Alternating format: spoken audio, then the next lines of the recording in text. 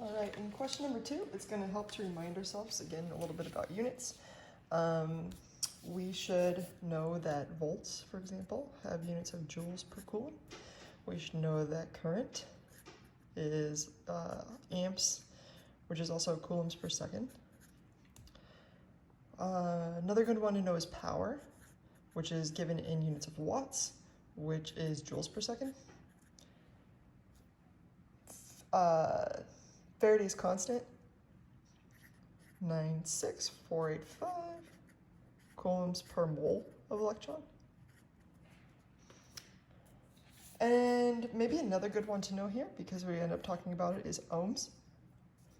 Ohms is resistance, and that's in joules times second over coulombs squared. So if we know these, we can generally figure out problems like this. All right, so it says a circuit is constructed with a 4.0 volt battery. I think of that immediately as joules per coulomb. Battery across a 2600.0 ohm resistor, so I automatically think of those units right there. It says determine the number of electrons that flow through the circuit per second. So in writing this out, I think, okay, we know that the voltage is 4.00 joules per coulomb. We know that the resistance is 2600.0 joules times second per coulomb squared. And I'm just going to try to figure out what I can get from this. So if you take these two numbers and look at them, they're pretty well correlated, or these two units, and look at them, they're pretty well correlated with the exception that this has an extra coulomb and an extra second. So my first instinct is to find a way to get coulombs per second, which would give us amps. And if we have coulombs per second, then we can figure out, using Faraday's constant, the number of electrons per second, and that's what we're ultimately looking for. So here's my plan. I'm going to try to get coulombs per second after this, and then I'm going to change that into electrons per second, which is what we're going for. So how to get coulombs per second? Well, just look at these two numbers and see how you can put them together to be coulombs per second. You can't multiply them, that will be joules squared per coulombs cubed. You can divide them, but if I take this one and divide it by this, I'll end up with seconds over coulombs. But I want coulombs per second. So I'm going to take this one and divide it by this one, 4.00 joules per coulomb, divided by 2600.0 joules times seconds, per coulomb squared. Now my joules cancel. One of my coulombs cancels down here. Down here I'm left with seconds per coulomb, but it's 1 over seconds per coulomb, which is coulombs per second. So by taking 4.0, dividing it by 2600, I get an answer of 0.00154 coulombs per second. And what's really cool about this is also now your amps. So we should recognize coulombs per second as amps. Now we're in coulomb per second town. Now transferring to electrons per second should be relatively straightforward. So I'm just going to go ahead and continue on like this. I just have to take coulombs and make it into seconds. We know if this is coulombs, coulombs must go down here. And we know, according to Faraday's constant, that there are 96,485 coulombs per mole of electron.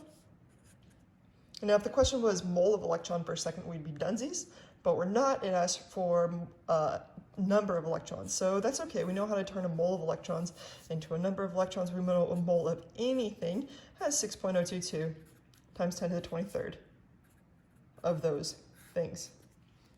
Let's go ahead and calculate this out. 0.00154.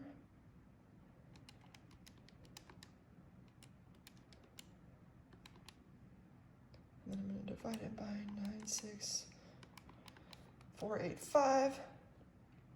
I get an answer of 9.6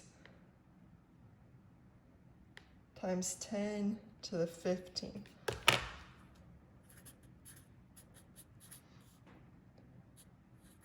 Electrons per second. do it one more time because I didn't keep all the sig figs in this number, so I'm gonna take 4 divided by 2600 first, and that gives me 1.538, and I probably should have kept those extra sig figs. Now times 6.022 divided by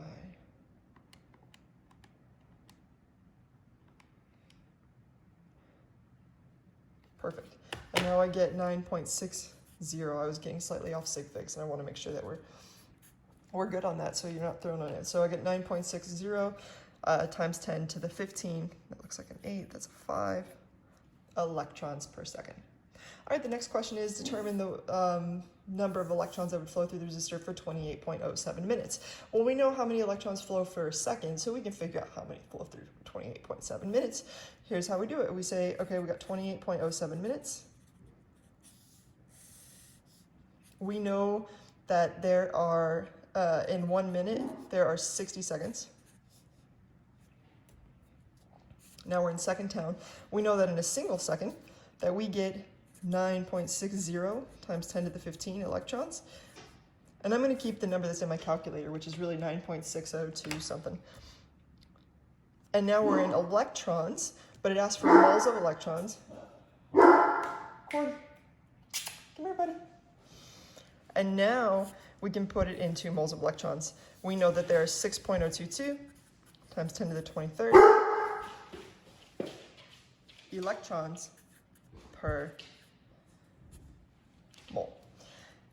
And if we calculate this out, 28.07 times 60 times my last answer, divided by 6.022, divided by 10 to the 23rd, I get an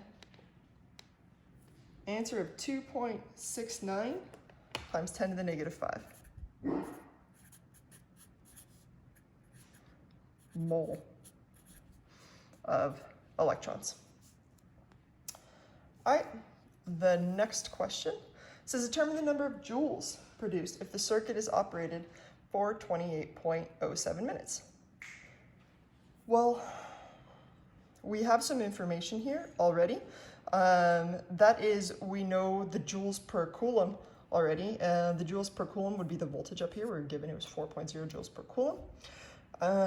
And we even know how many coulombs per second there are. So we know a relationship to go from seconds to coulombs to joules, essentially, is how we're going to work this problem.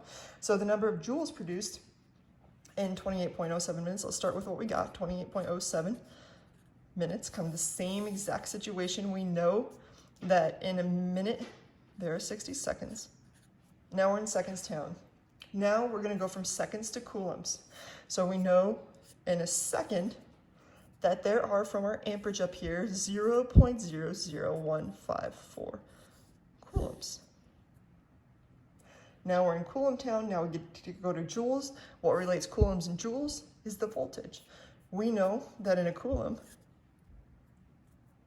there are 4.00 joules. Minutes cancel, seconds cancel, coulombs cancel, and we're left with joules. Let's go ahead and calculate it out. 28.07 times 60 times 0.00154 times 4 gives me an answer of 10.37 or 10.4 joules.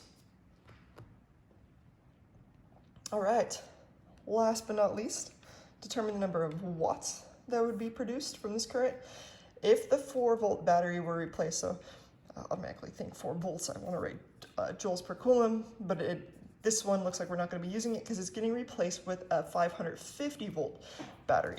So now we're talking about 550 dot joules per coulomb.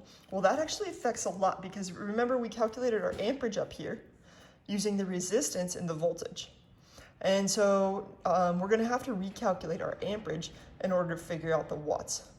Remember, watts have units of joules per second.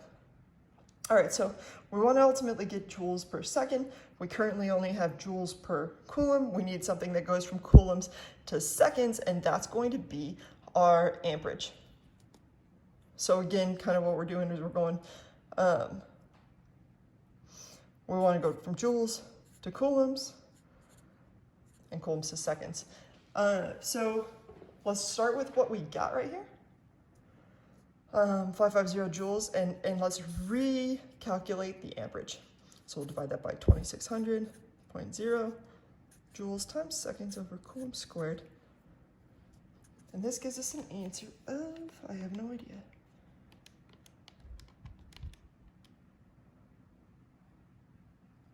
Looks like 0.212 coulombs per second would be our resulting unit. So this is our new amperage with the new voltage. Okay, and we're ultimately trying to get power. Well, we know this, and we know that we have 550 joules per coulomb. Remember, we want to get joules per second.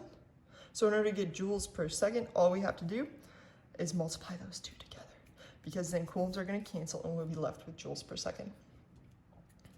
So if I take that 0.212 times 550, I get an answer of 116 joules per second, which would be the equivalent of 116 watts.